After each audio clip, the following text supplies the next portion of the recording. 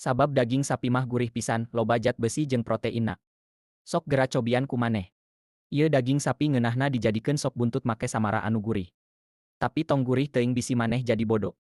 Digodog nepi ka dagingna leupas tina tulang.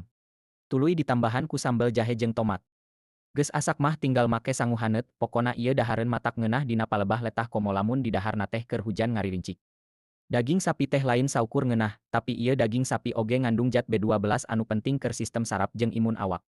Daging sapi hargana rada mahal, teuing sabaraha urang mah teu nyaho. Lamun maneh hayang nyaho, coba maneh ayeuna ulin ka pasar. Nu katilu nyaeta domba. Kunaon beut domba? Sabab daging domba mah rada hanyir jeung bau hanyirna teh rada menyengat. Tapi mun diasakana bener mah ieu daging domba teh moal hanyir. Sok gera cobian ku maneh.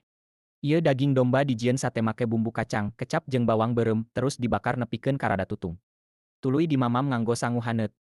Pokona ieu dahareun teh matak tibra kana sare, ngeunah.